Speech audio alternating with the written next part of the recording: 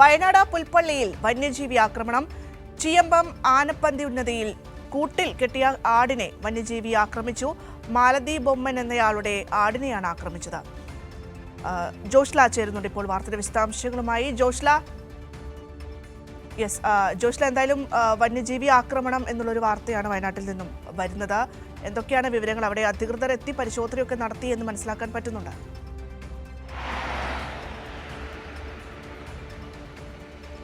വന്യജീവി ആക്രമണം കൂടി വരുന്ന ഒരു സാഹചര്യമാണ് ഇപ്പോൾ വയനാട്ടിലുള്ളത് ഭദ്ര. കാരണം നമുക്കറിയാം, ഒരു കാലാവസ്ഥയുടെ ഒരു മാറ്റം അത് വന്യജീവികളെ കൂടുതൽ ഡിസ്റ്റർബ് ചെയ്തുകൊണ്ടിരിക്കുന്ന ഒരു കാലം കൂടിയാണ്. അതുകൊണ്ട് തന്നെ ഈ അടുത്ത കാലത്തായി ഒന്ന് കടുവകളുടെ മേറ്റിംഗ് സീസൺ ആണ് എന്ന് ഞാൻ പലപ്പോഴും പറയുന്നതാണ്. മേറ്റിംഗ് സീസണിൽ ഒരു ടെറിട്ടറിയിൽ ഒരു കടുവ മാത്രമേ താമസിക്കുകയുള്ളൂ. അത് പെണ്ണിന് വേണ്ടിയുള്ള ഒരു ആക്രമണം ആണിൻ്റെ ഭാഗത്ത് നിന്ന്, ആൺകടുവയുടെ ഭാഗത്ത് നിന്നും ഉണ്ടായിക്കൊണ്ടിരിക്കും. അതായത് രണ്ട് ആൺകടുവകൾ ഉണ്ടെങ്കിൽ അവ തമ്മിലുള്ള ഒരു സംഘട്ടനത്തിൻ്റെ അല്ലെങ്കിൽ സംഘർഷത്തിൻ്റെ ഭാഗമായി ഒരു ആൺകടുവയെ തോൽപ്പിച്ചതിന് ശേഷം ആ ആൺകടുവയ്ക്ക്, ഈ പരിക്കേറ്റ ആൺകടുവ ആ ഒരു ടെറിട്ടറിയിൽ നിന്നും വിട്ടുപോകും. പിന്നീട് ഒരുപക്ഷെ അതിൻ്റെ ശാരീരികമായ അവസ്ഥ കൊണ്ട് അതിന് സ്വയം ഇരതേടി ഇരകളെ കണ്ടെത്താൻ സാധിക്കുകയില്ല. അതുകൊണ്ട് തന്നെ അത് ജനവാസ മേഖലയിലേക്ക് ഇറങ്ങി വരും. ജനവാസ മേഖലയിൽ ഇത്തരത്തിൽ വളർത്തുമൃഗങ്ങളെ എളുപ്പത്തിൽ കിട്ടും എന്നുള്ളത് കൊണ്ടാണ് ജനവാസ മേഖലയിലേക്ക് ഇറങ്ങി വരുന്നത്.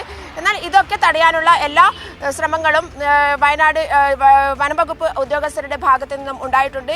ഇത്തരത്തിൽ കടുവകൾ ഇറങ്ങി വരാൻ സാധ്യതയുള്ള ജനവാസ മേഖലകളിലേക്ക് ഇറങ്ങി വരാൻ സാധ്യതയുള്ള ഭാഗത്തൊക്കെ തന്നെ ക്യാമറകൾ സ്ഥാപിക്കുകയും അതുപോലെ തന്നെ പട്രോളിംഗ് അടക്കം നടത്തുകയും ചെയ്യാറുണ്ട്.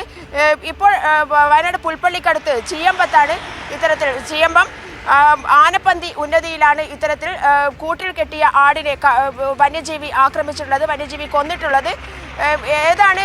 വന്യജീവി ഏതാണ് എന്നുള്ള കാര്യം വ്യക്തമായിട്ടില്ല. ഫോറസ്റ്റ് അധികൃതർ സ്ഥലത്തെത്തിയിട്ടുണ്ട്, പരിശോധനകൾ നടത്തുന്നുണ്ട്. അതുപോലെ തന്നെ ക്യാമറ ട്രാപ്പുകളും ഏത് ജീവിയാണ് ആക്രമിച്ചത് എന്ന് മനസ്സിലാക്കാൻ വേണ്ടി ക്യാമറ ട്രാപ്പുകളും ഇവിടെ സ്ഥാപിച്ചു കഴിഞ്ഞിട്ടുണ്ട്. അതുപോലെ തന്നെ വയനാട് കമ്പളക്കാട് കടുവയെ കണ്ടതായുള്ള റിപ്പോർട്ട് വരുന്നുണ്ട്. കടുവയെ കണ്ടത് ഓട്ടോറിക്ഷ ഡ്രൈവറായ അജ്മലാണ് കടുവയെ കണ്ടത് എന്നാണ് പറയുന്നത്. ഈ കടുവ റോഡിൽ നിൽക്കുന്നതിൻ്റെ ചിത്രവും അജ്മൽ എടുത്തിട്ടുണ്ട് എന്നുള്ളതാണ്. ആ ചിത്രം ഇങ്ങനെ പ്രചരിച്ചു വരുന്നുണ്ട്. എന്തായാലും ഇതുമായി ബന്ധപ്പെട്ട് വണ്ടിയാമ്പറ്റ പഴയ റേഷൻ കടയുടെ റോഡിൽ ആണ് കടുവ ഇറങ്ങിയത് എന്നാണ് പറയുന്നത്. ഇതുമായി ബന്ധപ്പെട്ടും വനം വകുപ്പ് ഉദ്യോഗസ്ഥർ അന്വേഷണം നടത്തി വരികയാണ്.